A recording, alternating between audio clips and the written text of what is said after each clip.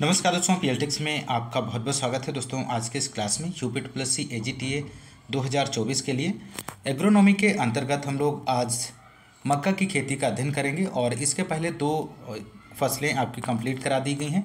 गेहूं और धान की जो फसलें हैं उसकी क्लास आपको प्रोवाइड कर दी गई है। यदि आपने अभी तक नहीं देखा है तो इसी वीडियो के डिस्क्रिप्शन में आपको प्लेलिस्ट मिल जाएगी, वहाँ पर जाके आप लोग देख सकते हैं।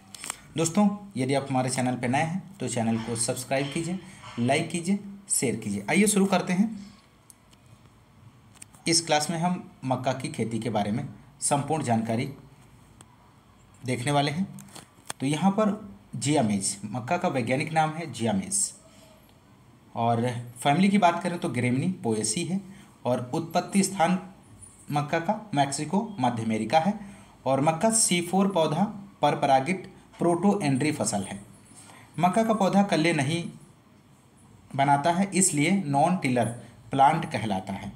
अनाजों में सबसे अधिक उत्पादन क्षमता के कारण अद्भुत फसल मिरेकल क्रॉप कहते हैं।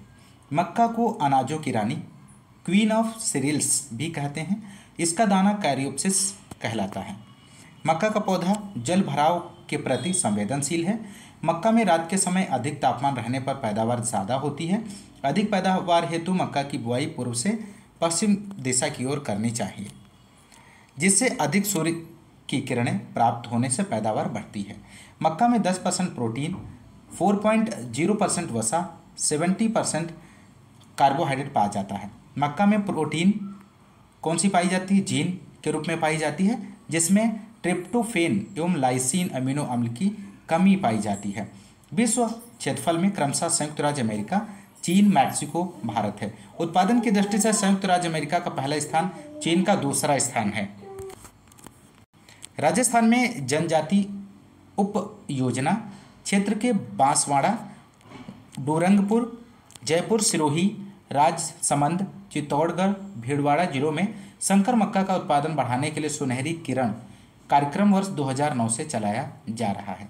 मक्का एक द्विलिंगाश्रयी पौधा है, इस बात को ध्यान रखिएगा। मोनोसियस है, जिसमें नर व मादा पुष्प एक ही पौधे पर अलग अलग जगह पाए जाते हैं।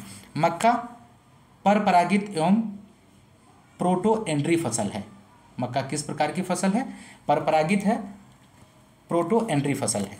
इसके नर पुष्प पहले निकलते हैं, पहले आते हैं, जिसे टेसल कहते हैं। तो नर पुष्प को टेसल कहा जाता है। और टेसल हटाने की क्रिया को डी सकरिंग, महत्वपूर्ण पॉइंट है, आप लोग ध्यान रखिएगा, डी सकरिंग कहते हैं। और मक्का में मादा पुष्पक्रम को क्या कहते हैं? सेलिक कहते हैं। और पौधों पर मादा पुष्पक्रम आने को सिल्किंग कहते हैं। ये भी पॉइंट महत्वपूर्ण है, ध्यान रखिएगा, क्वेश्चन यहाँ से बनता है।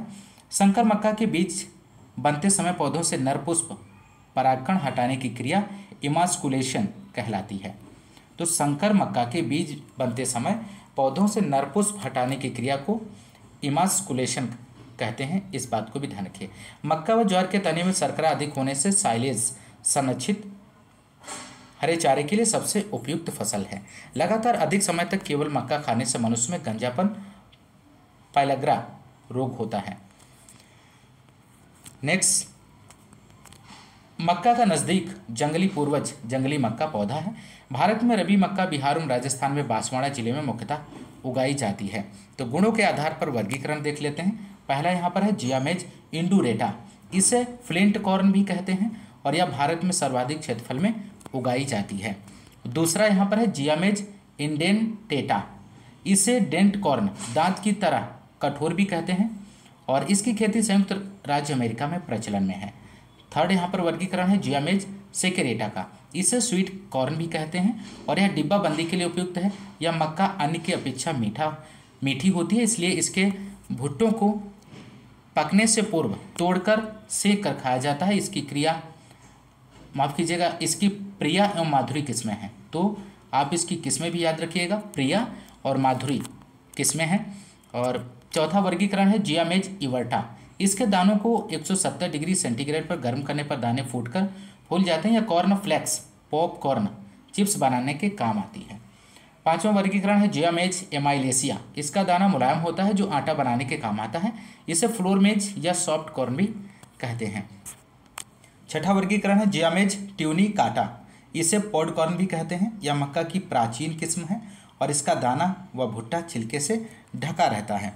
7वां वर्गीकरण है जियामेज सेरेटिना, इसे वैक्सीकॉर्न भी कहते हैं। इसमें स्टार्च की मात्रा टोपियोका साबुनदाना के समान होती है और यह स्टार्च उत्पादन के लिए उपयुक्त है। मक्का व बाजरा में 3 प्रकार की जड़ें होती हैं।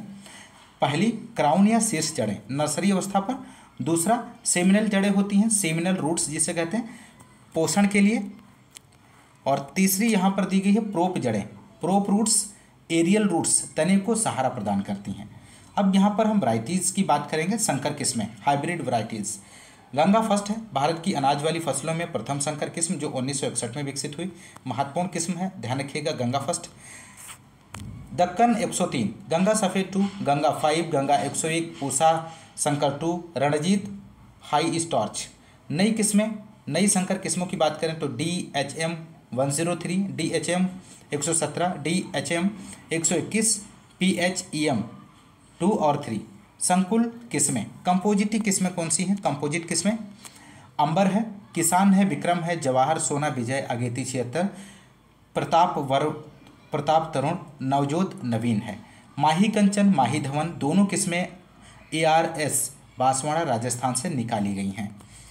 अगला यहाँ पर मक्का की सफ़ेद किस्मों की बात करें तो गंगा सफ़ेद है, हाई स्टार्च 1963 में, तथा गंगा 4 1971 में।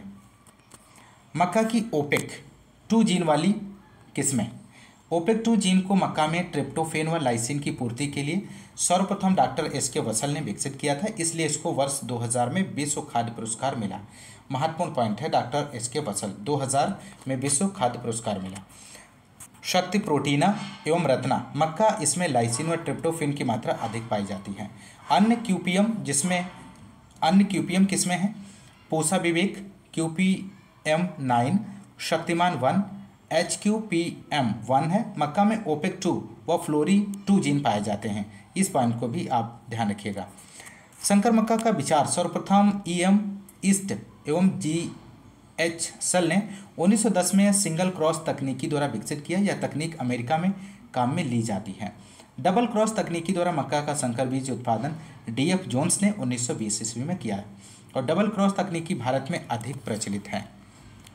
भारत में सर्वप्रथम मक्का पर कार्य 1957 में ऑल इंडिया कोऑर्डिनेटेड मेज इम्प्रूवमेंट प्रोजेक्ट के अंतर्गत ICR में किया गया, जिसमें गंगा फर्स्ट, गंगा 101, रणजीत व दक्कन किस्मों में 1961 में निकाली गई हैं। बीज दर की बात करें, सीड रेट कितनी होनी चाहिए? तो संकर हाइब्रिड किस्मों के लिए 20 से 25 kg प्रति हेक्टेयर बीज की आवश्यकता होती है। संकुल किस्मों के लिए 18 से 20 kg प्रति हेक्टेयर बीज दर की रिक्वायरमेंट होती है। रबी फसल के लिए अगर आप मक्का की बुआई कर रहे हैं तो 20 से 25 kg प्रति हेक्टेयर बीज की रिक्वायरमेंट होती है। चारे की फसल के लिए 40 से 50 kg प्रति हेक्टेयर बीज की आवश्यकता होती है। दोस्तों अब बात करेंगे यहाँ पर बुआई, सोविंग। अच्छी बुआई के लिए डिबलिंग विधि द्वारा काम में लेते हैं और खरीफ में 1 हेक्टेयर में पौधों की संख्या लगभग 66,000 होती है। इस पॉइंट को भी ध्यान रखिएगा। पौधे से पौधा व कतार से कतार की दूरी कितनी रखते हैं? 62 × 20 सेमी। और मक्का में जिंक की पूर्ति है तो जिंक सल्फेट 25 kg प्रति हेक्टेयर फसल बुआई से पूर्व फास्फोरस और पोटास उर्वरकों के साथ देना चाहिए। और जलवायु की बात करें, किस प्रकार की क्लाइमेट की रिक्वायरमेंट होती है मक्का की फसल के लिए? तो अच्छे अंकुरण के लिए 21 डिग्री सेल्सियस तापमान आवश्यक होता है और तथा वृद्धि के लिए 32 डिग्री सेल्सियस तापमान आवश्यक होता है। और C4 शॉर्ट डे प्लांट है, मक्का C4 प्लांट है और शॉर्ट डे प्लांट है। ये दोनों पॉइंट आप याद रखिएगा। मक्का की खेती रबी, जायद, खरीफ तीनों मौसम में की जाती है। महत्वपूर्ण पॉइंट है, मक्का की खेती रबी, जायद, खरीफ तीनों मौसम में की जाती है। सिंचाई की बात कर लेते हैं दोस्तों। जल भराव एवं सूखा के प्रति संवेदनशील है। जल मांग कितनी? 500 से 800 मिमी जल मांग इसकी है। और प्रथम सिंचाई नर मंजरी टेस्लिंग आते समय, और द्वितीय सिंचाई कब करनी चाहिए? मादा मंजरी सिल्किंग आते समय। और सिंचाई की क्रांतिक अवस्था की बात करें तो टेस्लिंग व सिल्किंग है। ये तीनों पॉइंट आपको ध्यान में रखने हैं। खरपतवार की बात करें, वीड्स, तो सामा लगता है इसमें, मकरा, कोंदो, बंदरा बंदरी, दूब घास, साइनोडोन, डक्टाइलोन, लहसुआ, हजारदाना, बरू, जंगली चौलाई आदि जो हैं यहाँ पर खरपतवार इस मक्का की फसल में लगते हैं। और इनके नियंत्रण की बात करें दोस्तों तो सिमाजीन का प्रयोग करते हैं। और भारत में सिमाजीन का प्रयोग प्रतिबंध होने के कारण मक्का में एट्राजीन शाकनाशी का प्रयोग किया जाता है। मोस्ट इंपॉर्टेंट प्रश्न है, तो इस पॉइंट को भी आप ध्यान रखिएगा, एट्राजीन शाकनाशी का प्रयोग करते हैं। रोग डिजीज कौन कौन से लगते हैं यहाँ पर? पहला है डिजीज डाउनी मिल्ड्यू, तुलासिता रोग, यह मक्का की प्रमुख रोग है। और यह रोग किसके द्वारा लगता है? पेरेनुस्पोरेलेज माइडिस नामक कवक के द्वारा फैलता है। और दूसरा मक्का का सफ़ेद कलिका व्हाइट बड रोग, मक्का के पौधे के ऊपरी भाग की पत्तियां सफ़ेद रंग की हो जाती हैं और यह रोग मुख्यतः जिंक की कमी से होता है। और इसकी रोकथाम के लिए जिंक सल्फेट 20 से 25 केजी प्रति हेक्टेयर बुआई के साथ प्रयोग करना चाहिए। कीट कौन कौन से लगते हैं? इंसेक्ट देख लेते हैं यहाँ पर। सफ़ेद लट व्हाइट ग्रब, यह मक्का की जड़ों का भयंकर कीट है। नियंत्रण कार्बोफ्यूरॉन 3G या फोरेट 4G की 20 से 25 केजी की मात्रा प्रति हेक्टेयर बुआई से पूर्व देना चाहिए। सेकेंड यहाँ पर तना छेदक है स्टेम बोरर चिलोपार्टेलस, यह मक्का का प्रमुख हानिकारक कीट है और इसकी लार्वा अवस्था काफ़ी नुकसान पहुंचाती है, जिससे पौधे में मुख्य तना का ऊपरी भाग सूख जाता है जो डेड हार्ट कहलाता है। यह कीट पौधों की 1 महीने की अवस्था पर नुकसान पहुंचाना शुरू करता है। रोकथाम अंड परजीवी ट्राइकोग्रामा क्लोनिस 1 लाख अंडे 5 ट्राइकोकार्ड के द्वारा प्रति हेक्टेयर काम में लेते हैं, अथवा कोटेशिया फ्लेविस नामक लार्वा परजीव्याभ कीट की महत्वपूर्ण बायो एजेंट है। सभी फसलों के तना छेदक कीटों तना मक्खी कीट की रोकथाम के लिए दानेदार कीटनाशी कार्बोफ्यूरॉन 3G अथवा फोरेट 10G या कार्टाप हाइड्रोक्लोराइड 4G 15 से 20 किलो प्रति हेक्टेयर मात्रा में काम लेते हैं। तीसरा तना मक्खी है। रोकथाम ज्वार फसल के अनुसार आपको करना है। और यहाँ पर उपज कितनी होती है? शंकर मक्का की बात करें उपज की, तो शंकर मक्का की उपज दर जो होती है 40 क्विंटल प्रति हेक्टेयर। और संकुल मक्का की बीज यहाँ पर उत्पादन कितना होता है? उपज की बात करें तो 30 से 40 क्विंटल प्रति हेक्टेयर संकुल मक्का की उपज होती है। तो दोस्तों इस क्लास में आपने मक्का की खेती के बारे में संपूर्ण जानकारी आपने जानी। और दोस्तों यदि आपको क्लास पसंद आ रही है तो क्लास को ज़्यादा से ज़्यादा लाइक और शेयर करना मत भूलिएगा। और चैनल पे नए हैं तो चैनल को सब्सक्राइब जरूर कीजिएगा। और आज के इस क्लास में बस इतना ही, मिलते हैं नेक्स्ट क्लास में, तब तक के लिए नमस्कार, जय हिंद, धन्यवाद।